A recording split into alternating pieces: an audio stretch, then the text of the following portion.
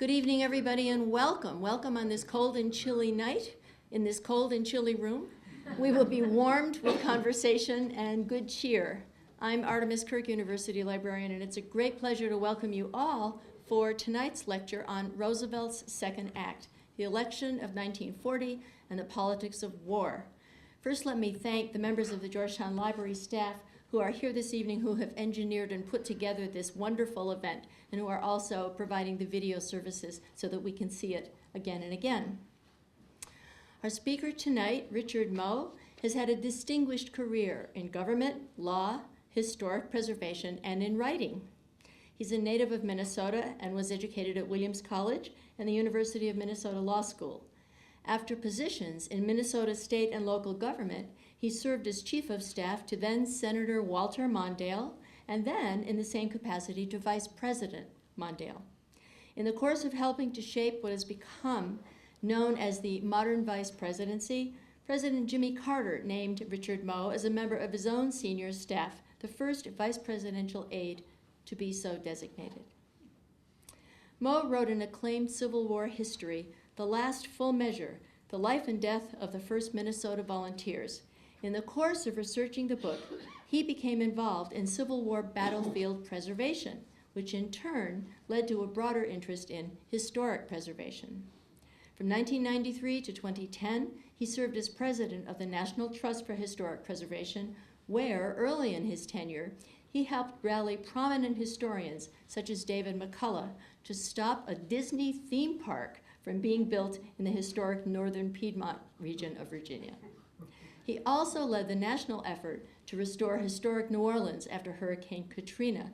His goal of making historic preservation more relevant to more people included initiatives focusing on community revitalization, sustainability, and public lands.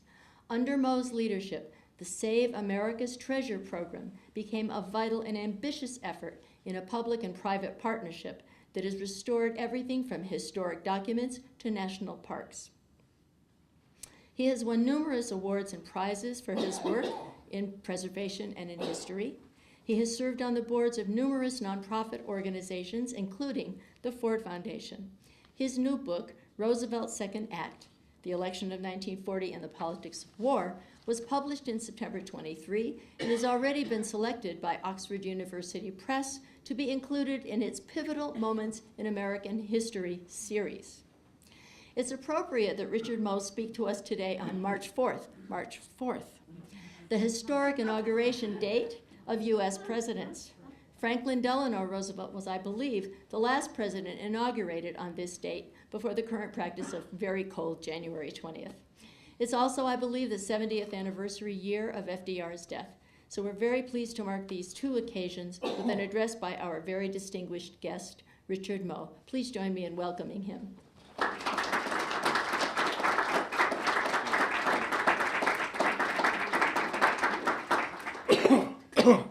Thank you, Artemis, so much for that very kind introduction. And I promise I'll get you out before the snowstorm. I'm from Minnesota, but I'm not a glutton for punishment there. Yeah, I shouldn't even monkey with those things. I'm really honored to be here. You know, as a resident of Washington for 40 years, I know the role, the important, essential role that Georgetown University plays, not only in this community, but in the country. And this library, being one of the great libraries of any university in this country, is just a real privilege to be here. And Artemis, thank you for your leadership, and thank you for that kind introduction. And thank you all who are friends of the Georgetown University Library, because this library cannot support itself without people such as yourself who show up and help out as best you can in a whole variety of ways. It is indeed the 70th anniversary of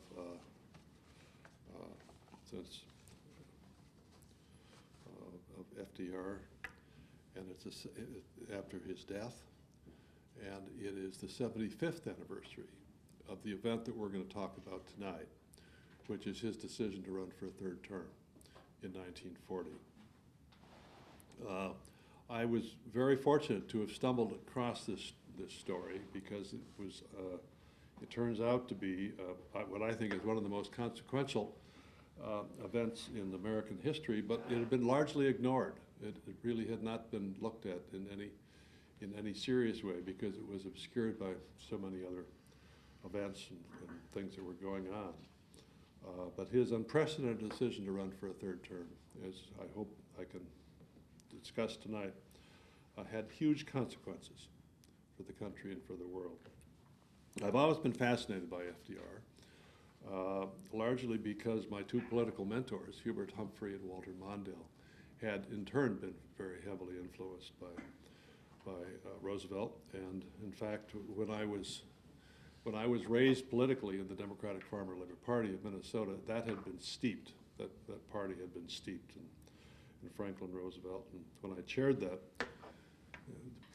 but as I was saying, when I traveled around the state, I was struck, then it was only 25 years after FDR had died, but there was this picture on farmhouse walls, Union Hall walls, everywhere. You went, at least where I went, there were reminders of FDR and the profound effect that he had on so many people, particularly during the Great Depression. So I've been especially interested in presidential leadership through my brief time in the White House and presidential decision-making. And that's really what this story is all about. But I didn't really understand FDR until I started my research for this book. Somebody who did understand FDR was Frances Perkins, who was one of the most remarkable people in 20th century American political history. She had known FDR for 30 years, at least, by the time that she joined his administration and really became Secretary of Labor, the first woman to serve in any president's cabinet. And she was an enormously insightful person. And here's what she said about Franklin Roosevelt. Franklin Roosevelt was not a simple man. That quality of simplicity, which we delight to think marks the great and noble, was not his. He was the most complicated human being I ever knew. And out of this complicated nature, there sprang much of the drive which brought achievement. It made it possible for him to have insight and imagination into the most varied human experiences. And this he applied to the physical, social, geographical, economic, and strategic circumstances thrust upon him as responsibilities of his time. Now, it's a fair question to ask, why do we need another FDR book? There have been thousands of books written about FDR, probably more on him than on any president except Abraham Lincoln.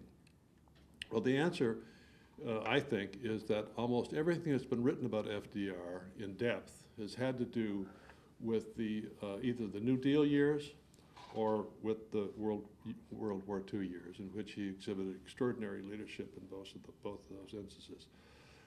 Virtually nothing has been written about the connective tissue between those two epical achievements.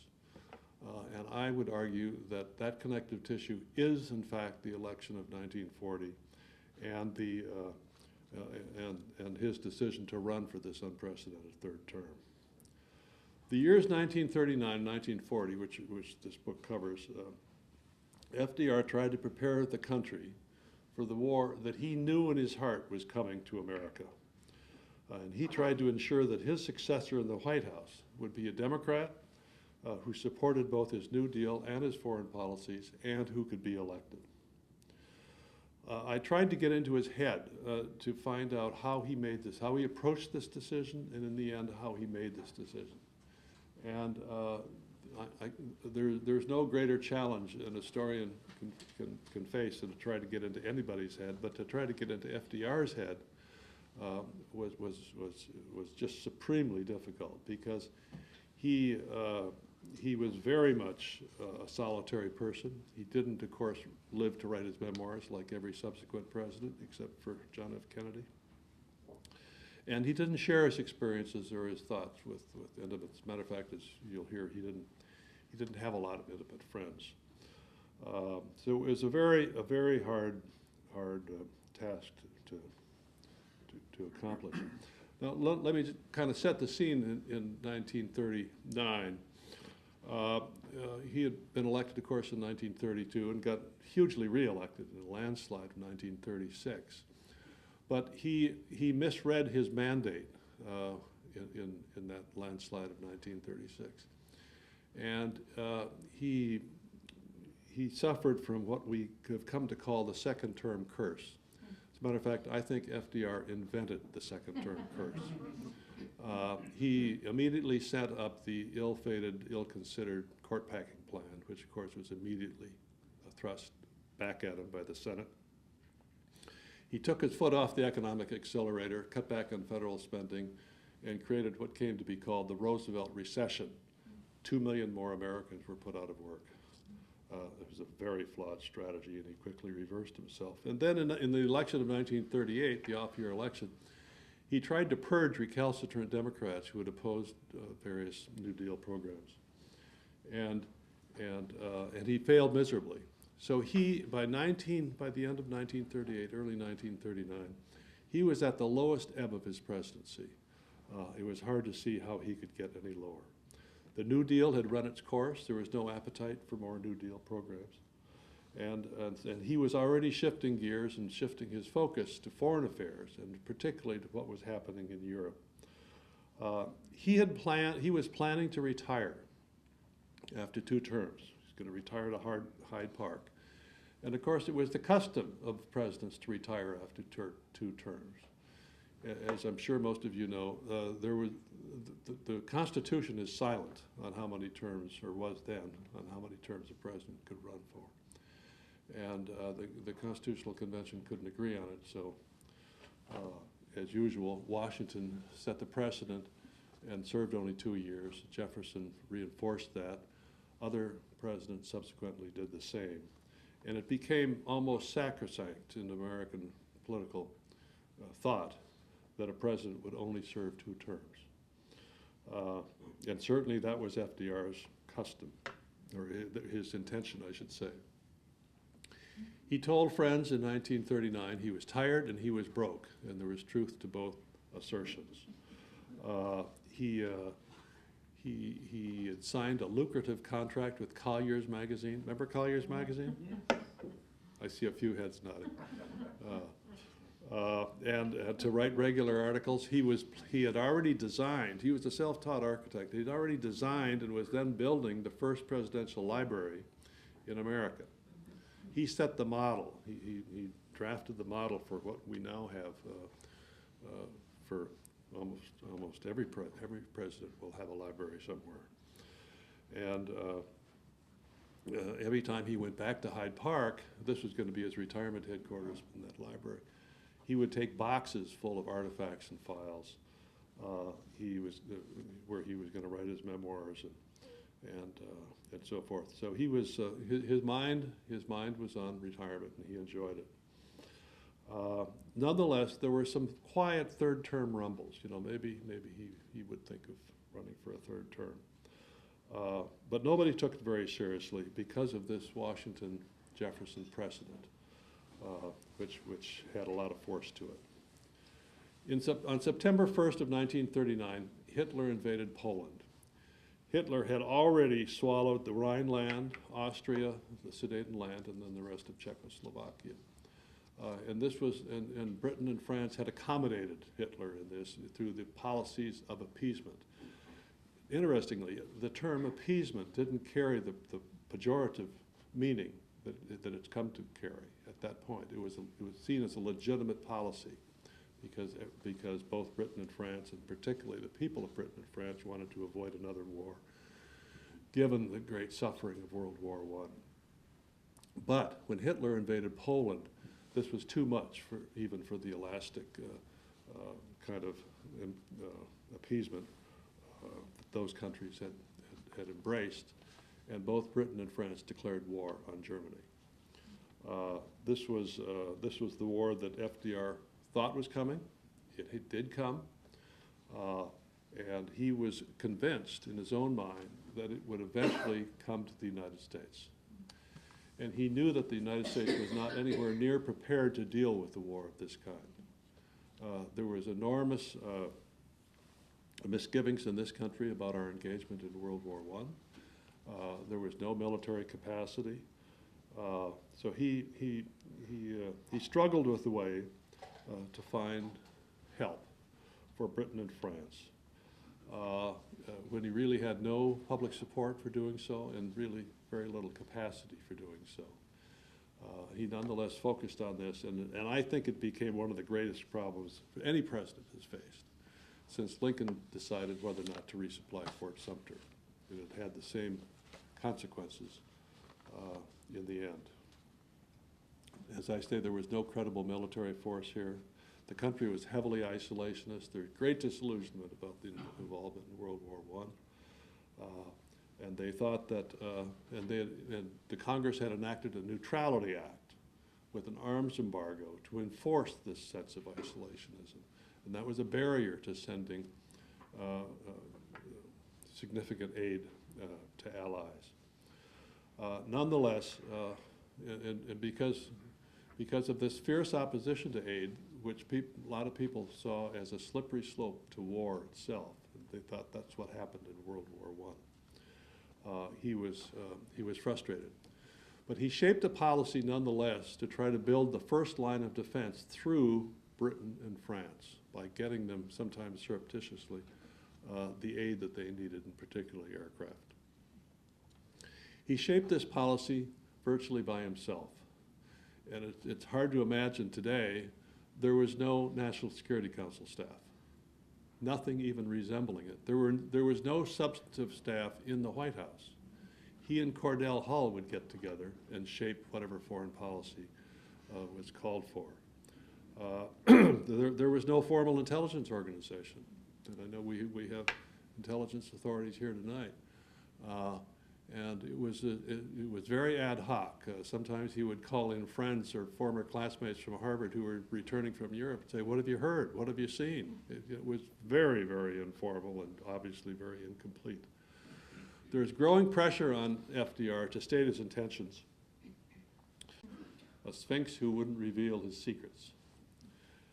And at the Gridiron Dinner, the famous Gridiron Dinner in December of 1939 at downtown, one of these grand downtown hotels, the press mercilessly taunted FDR, who was sitting up at the dais, saying, "Oh, great one, will you run?" You know, and they're doing their kind of skit. And then they rolled out an 8-foot-tall paper mache sphinx with the head of FDR, cigarette holder at a jaunty angle. And nobody laughed harder than FDR. And he liked it so much, he arranged to take it up to his library, where they have just taken it out of storage, and it's now on exhibit. You see it for the first time. If you missed that dinner in 1939, you can go back and see it. Excuse me. So there are two storylines here. War is breaking out in Europe, and there's the question of whether FDR will run for a third term. These storylines are inextricably intertwined, and they influence each other for the rest of this story. The real war broke out in May of 1940, when Hitler, having conquered Poland, invaded the Low Countries and France. Basically did a number on the French Maginot Line, which was supposed to be this impregnable barrier, but they just flanked it, and France fell very quickly. And this left Great Britain hanging almost literally by a thread, very vulnerable, and everyone's assumption was that there would be an invasion of the British Isles, and that Britain too would fall under a German blitzkrieg. So FDR had to sharpen his focus on two things here: how he could help Britain in particular at this time to survive, and whether or not to run for a third term. And this was just a couple of months before the nominating convention in Chicago in July. He tried to clear out the arsenals of the United States, minimal as they were, and sent a lot of surplus World War I equipment over. The Britons who were pleased to have it, but it wasn't anywhere near what they needed.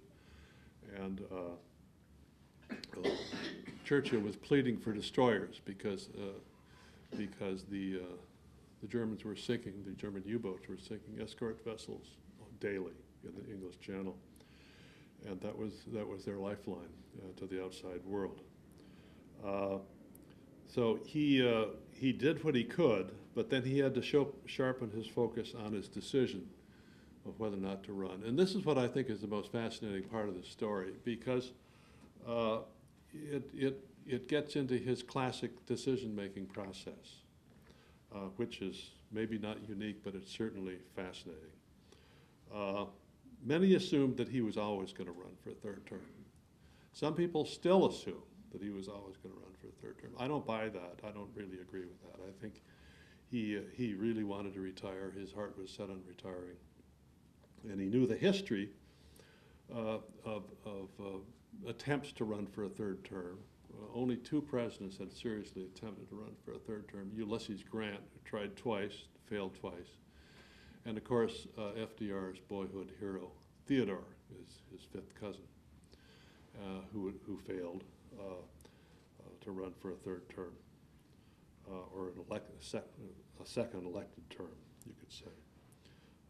In any case, I don't think there's anything inevitable about this decision.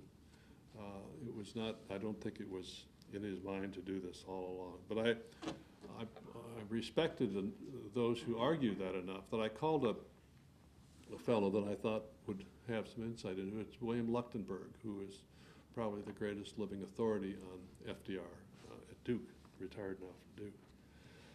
And so I laid it out to him. I said, Bill, what do you think? I mean, some people argue that he had always planned to run, and he was crafty, we know that. What do you think? Nobody studied him more than you have. He said, well, the only thing we know for sure about FDR is that he never left office voluntarily. Now that's wisdom, you know. Nobody's going to argue with that. And he made the decision entirely alone. That's the other fascinating thing about it. There's no evidence that he talked to anyone candidly about whether or not he should run until the very end. He didn't talk to Eleanor about it. He didn't talk to Harry Hopkins about it. At least there's no evidence that he did. And he waited until the last minute. He waited until he absolutely had to make the decision. So what did I learn through this process about who FDR was? Well, he was a famously social person. He always wanted people around him, even in intense situations, maybe especially in intense situations. But essentially a loner. And you have to remember that he was an only child, raised in a remote rural location, had few friends growing up, had few intimates in college or later, and he learned self-reliance at an early age and developed it throughout his lifetime. He was an enormously self-reliant person. Sometimes it got him into trouble, and as we'll see, it wasn't always something that served him well. But his wife Eleanor said after he died, he had no real confidants. Not me either.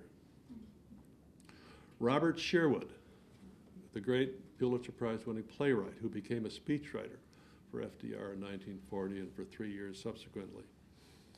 He wrote the Bible of the FDR literature, which is Roosevelt and Hopkins. It's really a biography of Harry Hopkins, whose papers, I'm happy to say, are here at the Lowinger Library. Yep. I'd like to hear the story about that sometime. But I think Sherwood had something to do with it, probably. Sherwood, who came to know him very, very well, he said, Franklin Roosevelt has a thickly forested interior. Just think about that, a thickly forested interior. He didn't want anybody to penetrate that forest to see what was behind it, to see what was inside of it. Well, I learned also that there was a duality to FDR. And I was by no means the first person to see this. He could be bold and perceptive, prescient, and a very moral statesman who set principled goals. But in pursuit of those goals, he could be cautious, ambitious, sometimes arrogant and manipulative, and even duplicitous. And he was almost always clever in his own way. That's a British term of art, which is meant to be complimentary. And I kind of like that interpretation of it when it comes to politics. And there is no example of his being more clever during this story than on the eve of the Republican convention in June of 1940, when the Republicans are about to gather in Philadelphia for their convention. 4 days before that, FDR announces a new Secretary of War, who's Henry Stimson, happened to have been Herbert Hoover's Secretary of State, and Frank Knox as Secretary of the Navy. He had been the vice presidential Republican candidate in 1936. Well, the Republicans were dumbfounded and they were outraged. FDR had just cut their legs off in terms of their ability to challenge his foreign policy. Because in one stroke of those appointments, he made his policy a bipartisan policy, and they're both internationalists. Most Republicans were not internationalists; they were more isolationist. In any case, on July 11th, 1940, FDR was swearing Frank Knox in as Secretary of the Navy, and Felix Frankfurter came down from the court to officiate.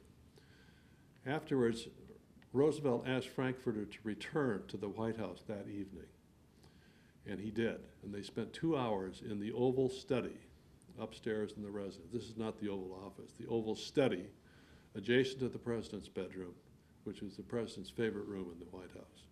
And they spent 2 hours talking about this question of whether or not Roosevelt should run for a third term. There's no record of this conversation, but at the end of it, Roosevelt asked Frankfurter to send him a memo incorporating what he had just told him. And Frankfurter said, yes, I will do that, but I'd like to request one also from Archibald MacLeish, then the Librarian of Congress, also appointed by FDR. Roosevelt said, fine, but hurry up and keep it quiet. The next day, here, what's going on here? Is he looking for political advice? Not likely. From a Supreme Court justice and a poet? I don't think so. He's not looking for political advice. But Frankfurter returns with these memos the next day, which reveal what the conversation had been about. Was FDR justified in breaking this sacrosanct tradition of American political history and running for a third term? And both Frankfurter and MacLeish said yes. He's not only justified, but he has a duty to do this because of the dire emergency that the country is facing, the prospect of war, the likelihood of war. He had a duty to run. I think these memos are so important. They're by far the best window into FDR's mind on this question at this time, that they're reprinted in full in the appendix. So he decided to run because of the war. He saw it coming, and he needed to buy time for this country to get prepared for it. To the very end, he tried to find another Democrat who would support his policies and who he thought could win. And Cordell Hull was the logical candidate for this. But Hull adamantly refused to run. So FDR, in effect, offered himself to the convention. And there was kind of a thinly veiled draft. Nobody was terribly fooled by that. There were only two other people running against him, strangely enough. His own vice president, John Nance Garner, and the chairman of the Democratic Party, Jim Farley. Well, they got minimal support, and FDR got nominated. But it set the stage for a very dramatic convention with a fascinating cast of characters. FDR had exhibited more than a little bit of arrogance in taking the convention for granted, but then he really compounded it when he picked Henry Wallace to be his vice president. He was the first president to select his own vice president, first presidential nominee to select his own vice presidential candidate. And this greatly offended the convention, which thought it was its prerogative to pick vice presidents. And they didn't much like Wallace. He had just been a Republican, and he was an ardent New Dealer. And the old-style Democrat didn't like that. So there was a revolt going on at the convention. And Frances Perkins really saved the day. She pleaded with FDR to come to Chicago, as he had in 1932, 1936, and speak. But he wouldn't do that. He said, no, I just cannot do that. They'll make me do and say things I can't do and say. So he said, how would it be if Eleanor came? And Francis Perkins said, that would help a lot. And FDR said, well, can you call Eleanor and kind of make it appear that this is the feeling of you and some of the others out there in Chicago, and I'll obviously support it. So in any case, it all happens, and Eleanor goes to Chicago and makes a very dramatic speech in which she said, you can't treat this as an ordinary convention in an ordinary time. The next president will perhaps bear a heavier responsibility than any other has ever borne. And this, of course, is the No Ordinary Time speech that Doris Kearns Goodwin wrote about so eloquently. And it really speaks, among other things, about the role of women at a time when women were not at the table politically. But Francis Perkins and Eleanor Roosevelt put women at the table permanently because of this action. So she was a fascinating character once again, and Eleanor, of course, extraordinary. Charles Lindbergh plays a role in this because he was the great aviation hero who became the symbol of isolationism. He allowed himself to be used by the Nazis on 3 inspection trips to Germany. Roosevelt told a colleague in January of 1940, he said, if I die tomorrow, remember one thing, Charles Lindbergh is a Nazi. Charles Lindbergh was not a Nazi, but he allowed himself to be used by the Nazis to support this policy of appeasement that I talked about earlier. Wendell Willkie, I think he's the second most fascinating character in this story, and a very admirable one. He came from nowhere to win the Republican nomination, just the classic dark horse, took the convention by storm, hugely charismatic, very much he had been a Democrat until a year before before he ran, and he was an internationalist. So there was very little distance between him and FDR, except on some regulatory issues. And this raised a lot of concerns, deep concerns amongst the traditional Republicans. And this was personified when he had an occasional run-in encounter with a former senator, Senate Majority Leader from Indiana, James Watson. And Senator Watson said, Wendell, you know, I just don't care for your politics.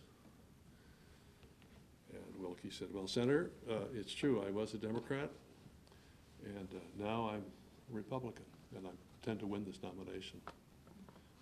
I'm a believer. Senator Watson said, well, Wendell, you know, back in Indiana, we allow the whore into church, but we don't allow her to lead the choir the first night. Sorry. Nobody too young here.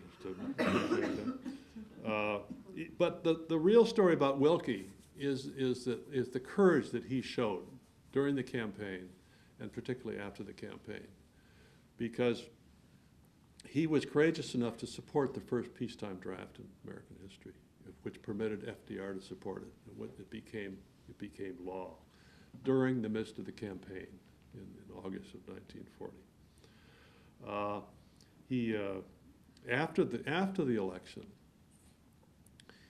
he took the defeat gracefully, and he had a classic get together with FDR at the White House the evening before FDR was sworn in for his 3rd term, and they had a jolly time. And FDR sent him off to London to meet with Churchill and the King and to look at what was happening over there. He came back so motivated, he went up to the Hill and testified for Lend-Lease, which was also a very partisan issue. He was urged not to do that by every Republican leader in the Congress and virtually in the country.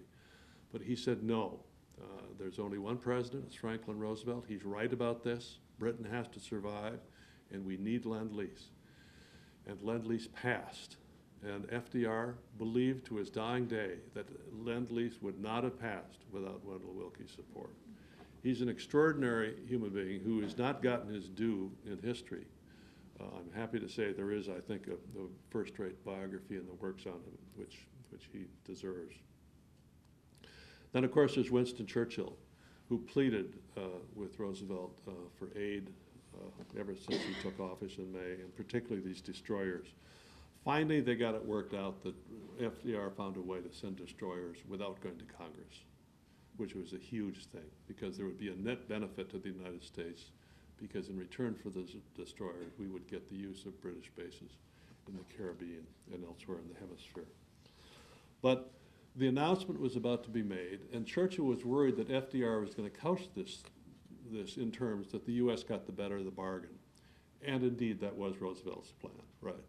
So Churchill didn't want any part of that, so he became obstinate, and FDR decided to have a transatlantic telephone call to work this out. And he got his Attorney General, Robert Jackson, on the line. And Jackson had to explain to Churchill that this had to be a bargain. It had to be a trade. There had to be a net benefit to the United States for this to work. So Churchill said, empires just don't bargain. Well, Jackson said, well, republics do.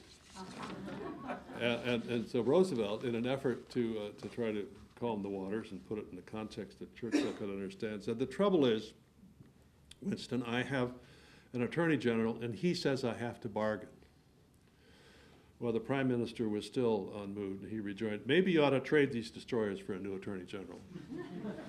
They finally got it worked out, but this was the beginning of the famous and very effective relationship between Roosevelt and Churchill during World War II.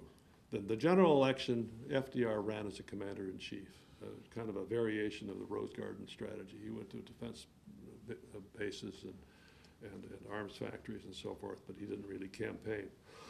But the important thing, excuse me, he did support the draft, and he did do the destroyer deal, for which he thought he could be impeached without going to the Congress. He may have exaggerated that a bit, but probably not too much, because it was an extraordinary unilateral act, and there was a lot of outrage about it in the Congress and elsewhere. But eventually in the campaign, Wilkie did succumb to the leadership of the Republican Party, which urged him to make the war the issue. That if Roosevelt got elected, and Wilkie said this, if Roosevelt gets elected, the boys are going to be on the transports by April. And he started calling him a warmonger. So he went all in on the war effort. And you could see that he tapped into something that was just beneath the surface. And mothers started writing him about their sons being drafted and going off to war. And the polls began to close. Roosevelt had a double-digit lead going into that point. This is the early part of October. And the polls started to close, and Roosevelt was very worried, so he decided he had to actively campaign. So for the last 3 weeks of the campaign, he went out and actively campaigned. He went to Hyde Park for election night, as he always did. He closeted himself in the dining room of the big house there. And at one point, he saw something in the returns which really bothered him. He was convinced he was going to lose. And he told the Secret Service agent to close the door. Secret Service agent who had covered him for years said he had never seen FDR lose his nerve, but he lost his nerve that night. He broke out in a sweat. Well, of course, something he feared did not occur. He won the election, and actually he won it by 5 million votes. And we did have the first president in American history to run to win a third term. But looking back on it, it's, I think, inescapable that this decision and this election had huge consequences for the country, both short-term and long-term. In the first place, it put in place in the United States a leader of proven skills and abilities who had already taken this country through one crisis. He took command, well, after Pearl Harbor, he took command of the alliance from Churchill immediately and with authority because we had the resources to do it. And it turned out that he was a fairly good strategist, but he knew what he didn't know too. He was not a tactician. But he did provide extraordinary leadership during World War II. This election began the eclipse of isolationism in the United States. It had only briefly been, the history of isolationism in the United States had only briefly been interrupted by, by Wilson's attempt at the League of Nations after World War I, but that was ill-fated, and it faded fast. But isolationism disappeared on a permanent basis because of what happened in this election in World War II. And we are forever now engaged everywhere in the world, it seems, for better or for worse. Lend-Lease and the Destroyers deal in particular planted the seeds for the national security state that we are today, particularly in the extraordinary authority that is vested in the president to act on his own in different places around the world. And we can think of how that authority has been used both for good and for ill. And it changed the way we think about the presidency. Before 1940, it wasn't considered whether or not a president or a presidential candidate was equipped or able to handle foreign policy and really to address the most serious responsibility any president has, and that's to protect the American people. Now, it's almost always raised, and appropriately so. So I think 1940 was probably the most consequential election, one of the most consequential elections in American history. It's right up there with 1864, when Lincoln ran for re-election during the midst of the Civil War. And altogether, it was an extraordinary example of presidential leadership. Roosevelt set his sights on saving Britain and giving the United States time it needed to prepare for war. He concluded it could only be accomplished if he challenged 150 years of history and ran himself, and he did. It was a messy process. It was not always pretty, but I would argue that it got the right result for the country, and as a result, was one of the most important presidential decisions of the 20th century. Now, we will never fully get into FDR's mind on what he was thinking during this time. But this book is simply my own effort to try to penetrate that thickly forested interior that Robert Sherwood described.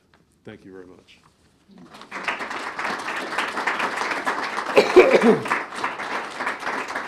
Thank you. Will you take some questions from the audience? Yes, please, as long as they're nice questions. Way in the back, yeah. So, when he was at Sphinx, there must have been a lot of Democrats who thought they would be the next president, or they liked it. What did they do to play their hand to become the nominee if the Sphinx wasn't going to run again? Well, that's the interesting question. It's a really good question. When he wouldn't reveal his intentions, he basically froze the field. He froze the field. Those who who thought they might like to run if he was going to retire, held back because they couldn't be sure. And he was such a formidable force, a political force, that they didn't want to trifle with him. So it was, that's the strongest argument that can be mustered on behalf of those who say he always intended to run, because he didn't allow others to get out and plow the fields. And as I mentioned before, the only two people who actually ran, were two people that were personally distanced from him politically. John Nance Garner as vice president, Jim Farley as party chairman. And they claimed they had a real problem with the third term decision. And I think Garner did. I don't know about Farley. Farley had just had his nose out of joint on a number of things. Yes, Jeff. Along the same lines, how about Robert Jackson? And why didn't he ask Jackson to run? First question. Second question, when he asked Cordell Hull if he would run, didn't he know that Cordell Hull would say no? I'm really questioning whether he really didn't intend to. Whether he's sincere about that. I mean, there are Very good question. He did ask Robert Jackson to run. Yeah. And he said, Bob, you're from New York, you're like me, but you have to go up and run for governor. This was in 1938. You have to go up and run for governor, and then you can run in 1940 for president. So Jackson didn't want to do it. He wanted to retire. He wanted to go back and be a country lawyer. But he made an attempt because Roosevelt asked him to do it, and he was a terrible candidate. You know, he couldn't put two sentences together on the campaign trail. He was a brilliant lawyer and a really admirable person, but he was not cut out to be a candidate.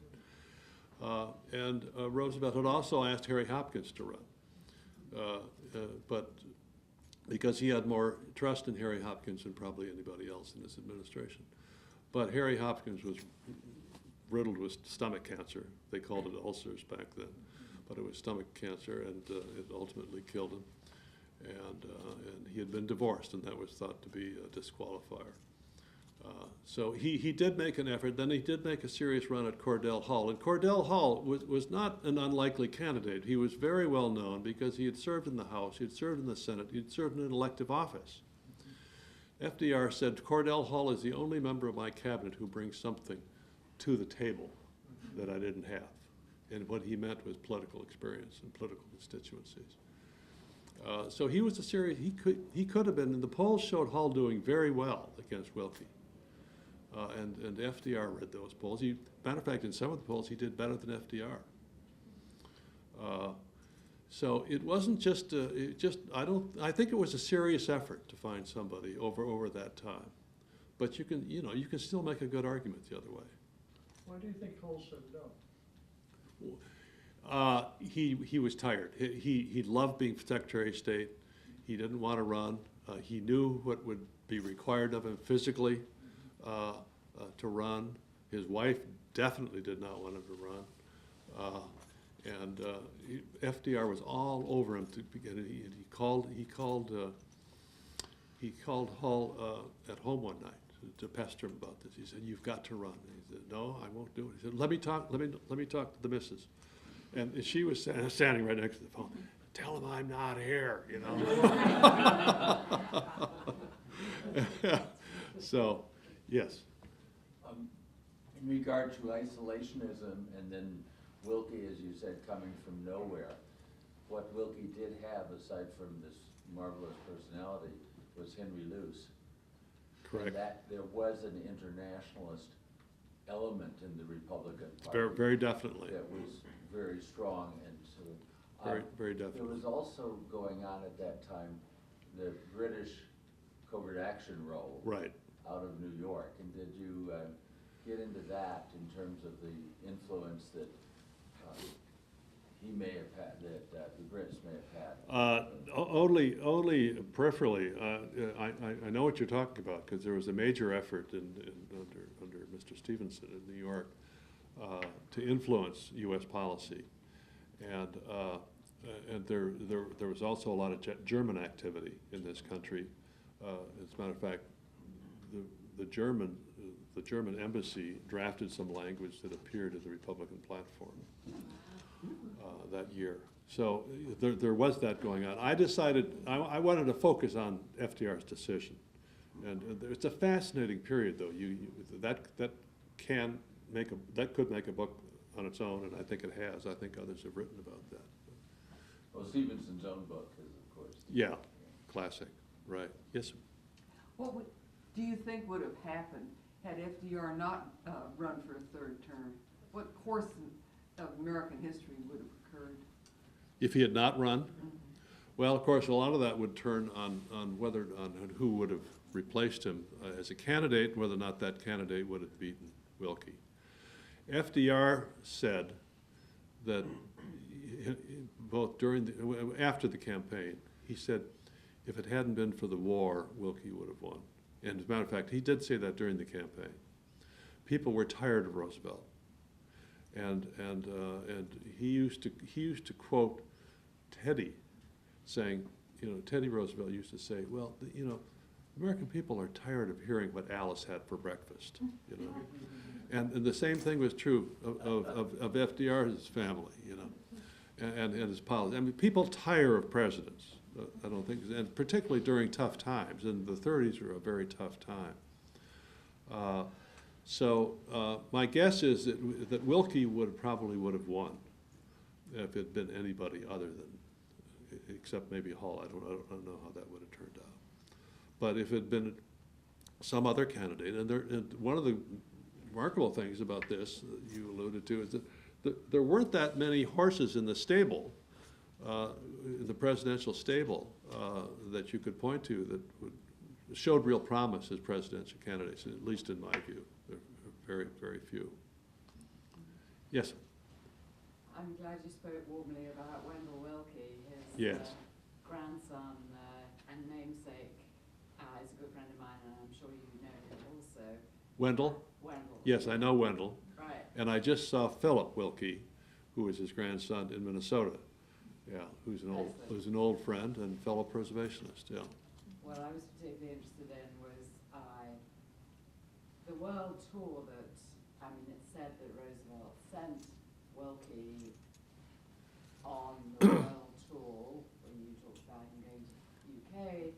Later he went to China. Yeah. And he was fairly instrumental in bringing Madame Chiang on her tour of the US. Right, And right. the Lend-Lease agreements for China's aid.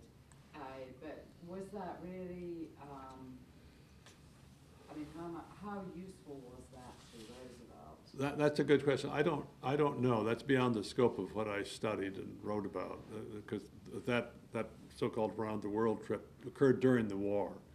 Right. And my story really ends with Lend-Lease right after the election of 1940. But he was a hugely significant person, and I don't think there's any question he brought great value to Roosevelt's efforts with the Allies wherever he went. I mean, he had this magnetic personality, and he was a real believer in what the United States was trying to do. Yes, sir. Once Roosevelt had decided, was the breaking of the two-term tradition a campaign issue at all for Wilkie? Yes, yeah. Wilkie tried to make it a campaign issue, and as a matter of fact, you know who urged him to do it? Jim Farley. Jim Farley and Wendell Wilkie had a random encounter in the barber shop at the Waldorf Astoria during the campaign. And Jim Farley, who was bitter at this point, he said, you know, you really ought to make the third term an issue. So Wilkie went out there and tried to make third. People didn't care about this at that point because they saw the country facing an unprecedented emergency situation. And it was not the issue that had been through most of American history. So it didn't have any salience with the electorate. Yes? Can you elaborate a little bit more on what you found most interesting about this whole time period depicted here? What really stood out at you? What was most interesting to you?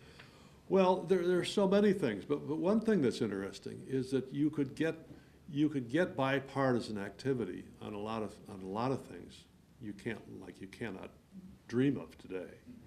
You know, even during the New Deal years, which I just touched on, you know, there were a lot of progressive Republicans, liberal. They called themselves liberal Republicans who supported vigorously the New Deal, and proud to do so. And then you had people like Wendell Wilkie and a lot of internationalists. You know, Henry Luce, a lot of the major publishers were internationalists. So it wasn't the politics were not as rigid and as defined as they are today, and you could go back and forth. I'm told I have time for one more question. Who has not had a question? There you are, sir. Yes. I'm going to give you an opportunity to say something controversial. You just wrote this book, but you're also a practitioner of American history. Apropos your comment of people getting tired of what Alice had for breakfast. The next presidential race might be a Bush versus a Clinton. Do you think Americans this will feel for a rematch of a 1992 election? Oh, well. Oh, well. Yeah, I don't know. There's a lot of commentary about people are tired of the Clintons, people are tired of the Bushes. Well, we'll see. Presidential elections take on dynamics of their own. And the dynamic that is predicted for a presidential election 4 years out is usually wrong. So I don't know what the dynamic will be, except without an incumbent president and with both parties really heatedly contesting for it, it's going to be damned interesting. That's all I know. So anyway, thank you very much. Thank you very much.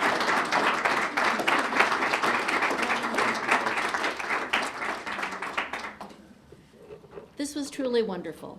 And Richard Moe actually preempted me in his opening remarks to thank the Georgetown University Library Associates, many of whom are in the audience today. We thank you, we need you, we hope you will continue with your robust support of this library. Richard Moe is a preservationist. So are we. So is this library. There are materials here that no one else in the world will have, but to keep these things so that we can preserve culture and the patrimony of so much of the history that you've heard about, so that we can preserve these sorts of materials for future generations to create new knowledge. We need your support, we need your help. We're in a campaign. You might have heard me say this before. The campaign for Georgetown for generations to come, so that we can continue to bring people like Richard Moe to address people like you, and even more importantly, some of our students who are in the audience, and we're very grateful that they're here.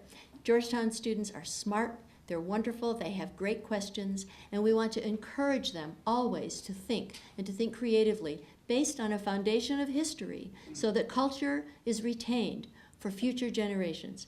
Please, if you're not a member of the Library Associates, join us. See my colleague Miriam Nickerson, who is the library's Director of Development, who has been working very, very hard to recruit all of you to continue to support this library. Because without libraries, we really lose the possibility that history will be retained. So join us. Thank you for having joined us. Keep those cards and letters coming, preferably with checks enclosed. And I now invite you not only to enjoy a reception outside, but also to buy Richard Moe's book. I know he will be pleased to sign it for you. I thank you very, very much. Thank you once again to the Georgetown Library staff for all that they did to put this evening together. Thank you. Enjoy the book signing, enjoy the reception, and good night.